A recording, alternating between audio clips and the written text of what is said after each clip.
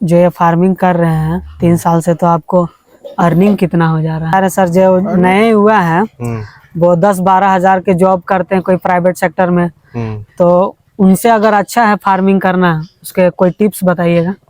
Farming ध्यान देना नमस्कार, मैं मनोज कुमार महतो और एक नया पिग फार्म पे आया हूँ। यह बहुत ही अच्छा पिग फार्म है जिसमें करीबन 100 से 150 जानवर हैं।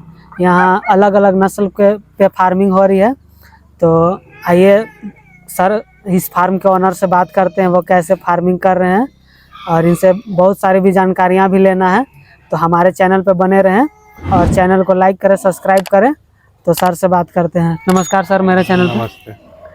तो आपका नाम क्या हो या फार्म का पता क्या है? मेरा रिंकू सिंह नाम हुआ, फार्म का पता हुआ आपका हल्लू गांव, सैम्बो कैंप के पीछे, धोनी का फार्म के बगल में। ये फार्म का एरिया कितना बड़ा है?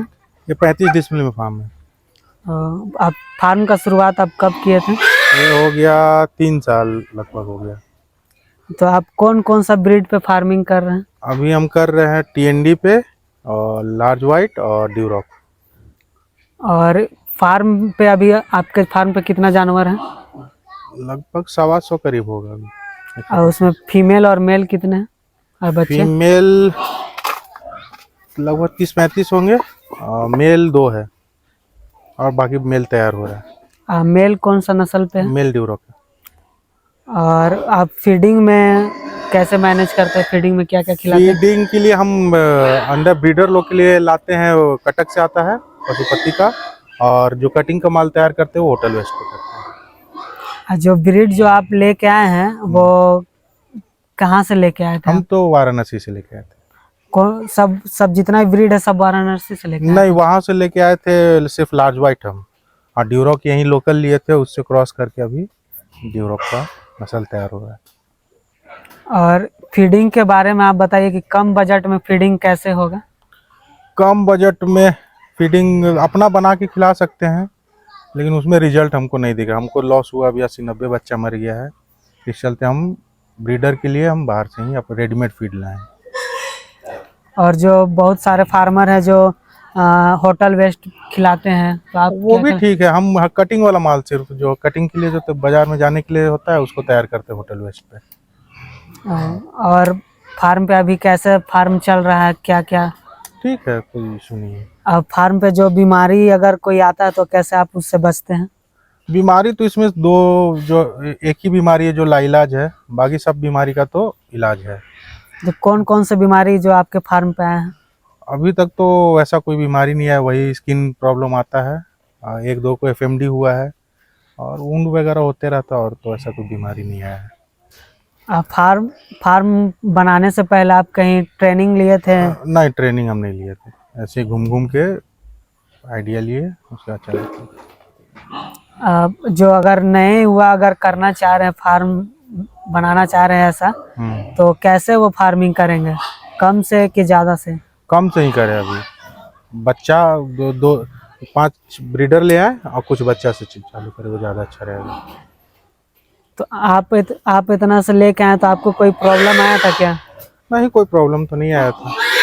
मेन फीड मैनेजमेंट इसमें बहुत, फीड में ही ज़्यादा इसमें खर्च होता है।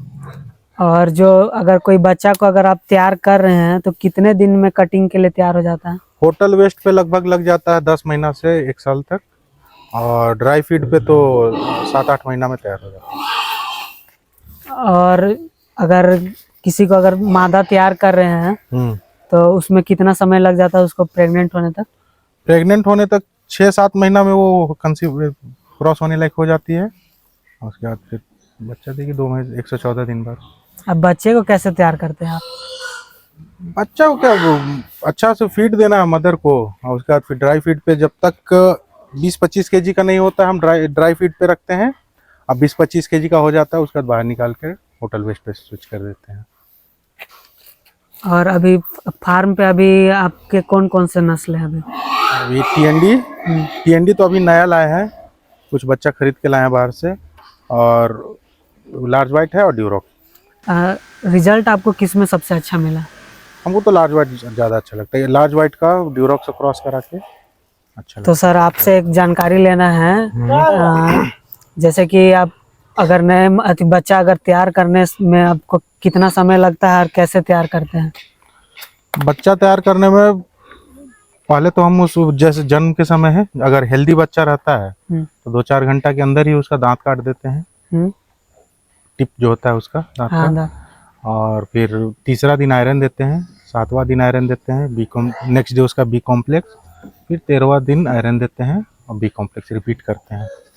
और उसके बाद मिल्क पे ही रहता है। 21 दिन के बाद उसको ड्राई फीड में थोड़ा थोड़ा खाने लगता है। और फिर जब 20-22 केजी का हो जाता है तो उसको फिर हम होटल वेस्ट में स्विच कर देते हैं। और सर आप ये फार्म बहुत ही अच्छा बनाए हैं, तो इतना बड़ा फार्म बनाने में आपको कॉस्ट भी बहुत सारा लगा। तो जो नए अगर फार्मर कर रहे तो इतना बड़ा से करना चाहिए कि छोटे से करना चाहिए? छोटा से हम तो ज़्यादा लगा दिए कंस्ट्रक्शन में, लेकिन कंस्ट्रक्शन पे कम पैसा लगाना, जितना कम से कम हो सके, और ब्रीड पे ही ज़्यादा पैसा लगाना चाहिए। मतलब कि आप ब्रीड पे ज़्यादा ध्यान देना चाहिए। देना है ब्रीड पे। और उसका फीडिंग में सबसे जितना अच्छा फीड मिलेगा उतना अच्छा है। और फार्म का हाइट आपका कितना है? मेरा फार्म का हाइट है 20 से 12 फीट है और साइड से 10 फीट है। हाँ। और बोल रहे थे आप जो ये फार्मिंग कर रहे हैं 3 साल से, तो आपको अर्निंग कितना हो जा रहा है? अर्निंग वही 40-50 हज़ार रुपये महीना आ रहा है। और इसमें जो जिस फार्मिंग कर रहे हैं जो नस्ल पे आप, उसका मार्केटिंग कैसा है? सेल परचेज में कोई दिक्कत? मार्केटिंग का कोई समस्या नहीं है, लोग आते हैं यहीं से लेके जाते हैं। हमको मार्केटिंग के लिए चाहे हमको चाहे किसी को कहीं जाने की जरूरत नहीं है। लोग यहीं से आके परचेस करके बच्चा जिस एज में बेचना चाहेंगे उस एज में बिक जाएगा। बच्चा बड़ा करके बेचिए, बच्चा बेचिए, हाथों हाथ बिकता है। और लास्ट आपसे पूछना चाह रहे हैं सर, जो नए हुआ है वो 10-12 हज़ार के जॉब करते हैं कोई प्राइवेट सेक्टर में, तो उनसे अगर अच्छा है फार्मिंग करना, उसके कोई टिप्स बताइएगा। फार्मिंग ध्यान देना पड़ता है और क्या, और कोई नहीं, लेबर के भरोसे अपने भी ध्यान देना पड़ेगा। फार्म पे बहुत 2-3 घंटा रोज रेगुलर देना पड़ेगा कि बीमारी कोई बीमारी जानवर खाना नहीं खा रहा है, उस पर ध्यान देना और क्या। और जो नए अगर युवा अगर करना चाह रहे हैं तो करे या ना करे पिग फार्मिंग? बहुत स्कोप है इसमें, बहुत स्कोप है। डिमांड बहुत ज़्यादा है, सप्लाई नहीं है। तो जो नए युवा है उनको आप कहना चाह रहे हैं कि फार्मिंग करें? एकदम कर सकते हैं। और इसके साथ साथ आप और भी फार्मिंग कर रहे हैं क्या? हाँ, गोट फार्म कर रहे हैं। गोट फार्म में आप कौन कौन सा ब्रीड रखे हैं? बीटल रखे हैं और बर्बरी रखे हैं कुछ, और ब्लैक बंगाल। कितना अभी बकरी टोटल होगा आपके पास? 28-29 बकरी है। ब्रीड कहाँ से लेके आया था? ब्रीड तो यही है, तो बीटल राजस्थान से आया है, लेकिन यही एक लोकल लड़का वो सप्लाई देता है। वो ला के अपना अच्छा से पहले यहाँ का कंडीशंस के हिसाब से पहले 10 दिन कर लेता है, उसके बाद बेचता है। वो उसी से लिए। कैसे रेट पे आप लिए थे? कोई रेट नहीं है, वो जैसा ब्रीड के ऊपर है। ब्रीड का ऊपर। हाँ। तो धन्यवाद, हमारे चैनल पे सर ने बहुत ही अच्छा से जानकारी हमें दिया।